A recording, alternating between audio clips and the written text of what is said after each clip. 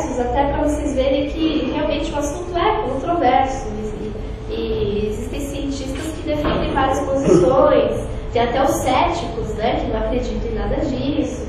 Mas enfim, o fato é que a gente tem realmente um problema que nós vamos, nossa geração e as próximas vão ter que enfrentar, e que se a gente não começar a fazer nada agora, né, na nossa geração, a próxima geração, infelizmente, vai ter que só enfrentar esses problemas e não vai ter muito como agir, como mitigar, como remediar.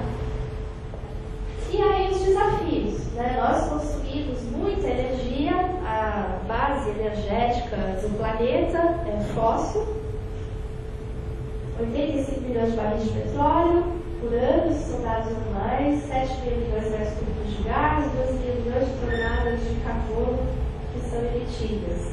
Nós produzimos muito resíduo, e acho que esse é um dado incrível, que nós produzimos 5 vezes mais resíduo do que produto.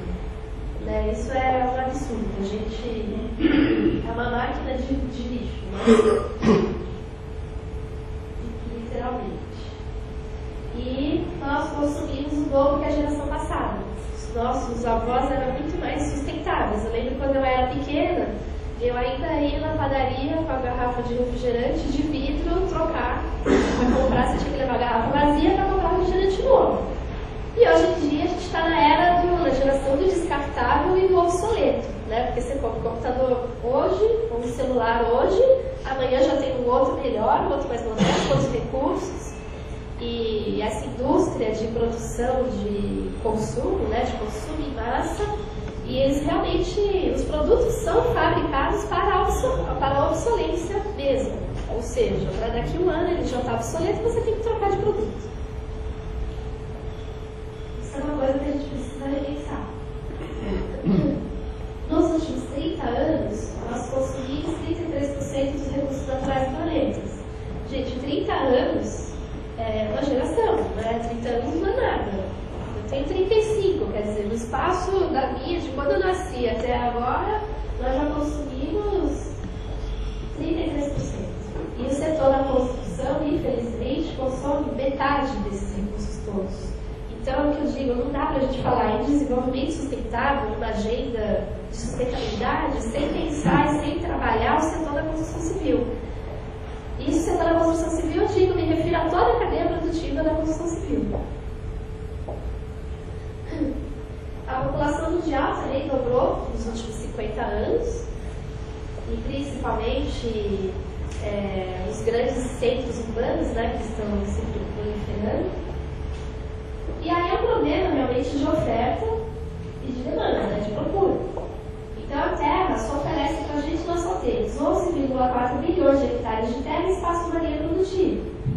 Isso aqui é o real. O ideal seria que a gente consumisse, isso aqui é a pegada ecológica, que cada um consumisse 1,9 hectares de área produtiva, mas nós consumimos 2,3. Ou seja, a gente já consome 20% acima da capacidade da Terra de repor os recursos naturais. Como as pesquisas vão evoluindo e a tecnologia vai evoluindo e a economia vai evoluindo e tal, nos últimos anos, até esse dado também já está um pouquinho defasado, eu já vi na reportagem os cientistas afirmarem que esse número já vem para 30%.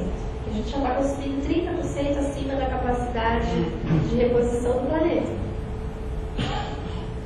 E aí, o que a gente vai fazer? Procurar outro planeta? Né?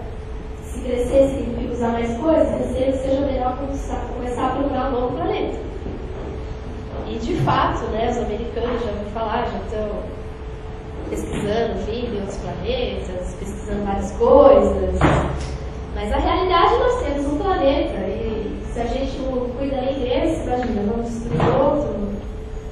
Porque a tecnologia avança tanto e o homem não tem limites, que a gente não dá para duvidar de que realmente a gente possa, até daqui a alguns anos, estar fazendo viagens a outros planetas e até não tenho vida ali.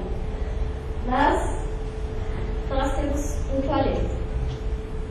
E aí o grande problema, na verdade, é os ciclos de produção e consumo linear, né? Principalmente, por exemplo, o Brasil é um exemplo clássico disso, né, do extrativismo. E A gente vai, extrai ali da natureza todos os recursos e tal, usa, processa, produz, utiliza e depois vai para o lixo. E no meio desse caminho todo, ele está o tempo todo gerando resíduo. De vários tipos. E no final, gera lixo. O ciclo não fecha, né? E esse aqui é o desafio. O desafio é a gente fechar esse ciclo. Então, vamos planejar, vamos projetar, vamos produzir, vamos utilizar, recicla e volta para o ciclo. Né? Volta para o novo planejamento e para o novo produto. Esse aqui é o desafio. E aqui falando da contribuição do setor civil, da construção civil, o setor representa 40% do consumo de energia, isso é um dado que é uma média mundial, no mundo todo. Cenários, né, o consumo de energia civil deve crescer até 2015 45%. 35% das emissões de carbono são dos edifícios. Ou seja, o que significa isso? Os edifícios contribuem também para o efeito estufa, lógico, não é diretamente, mas indiretamente. 2/3 da energia produzida é perdida até chegar ao consumo final no Brasil. Então, além da energia gasta, a gente desperdiça muita energia.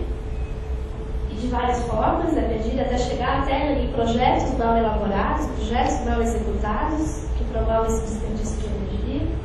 E eu gosto muito desse gráfico aqui.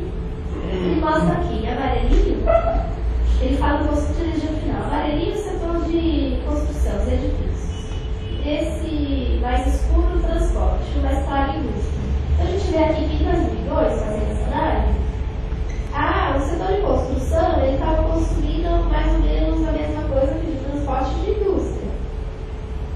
E a previsão é que até 2025, olha, o setor da construção vai crescer, vai consumir mais. O de indústria também mais, o de transporte mais. Mas, analisando mais para frente, 10, 25 anos à frente, o setor da construção vai consumir mais, e o da indústria também, enquanto parece que o de transporte estabiliza, e o que vai, o consumo tende sempre a estar crescendo mais é o setor da construção, dos edifícios. Isso por quê? Deixa eu voltar lá. Eu digo que o setor da construção, né, é o setor mais resistente a mudanças, mais resistente a talvez até a inovação tecnológica. A gente vê que, por exemplo, celulares. Antigamente o celular era aquele tijolão. Hoje em dia falam que a nanotecnologia faz milagres, né? Tem computadores, os monitores antes eram aqueles pesadão, enormes. Hoje em dia você tem o computador no celular. E no setor da construção não. A gente vem construindo como a gente construía há 100 anos atrás.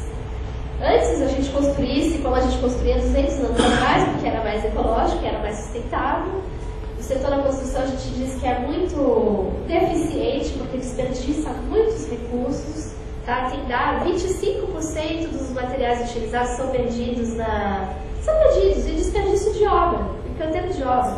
Depois tem dado que mais de 25% é desperdiçado para corrigir a geometria da edificação. A parede fica torta, então o que você vai? Vai lá, enche de massa para nivelar a parede. E eu sei, o setor enfrenta muitas dificuldades, o nível da qualidade da mão de obra é muito ruim, são várias questões. Mas o fato é que o setor é complexo e enfrenta muitos desafios. É o setor de maior impacto, mais resistente a mudanças. E aqui falando de uma análise do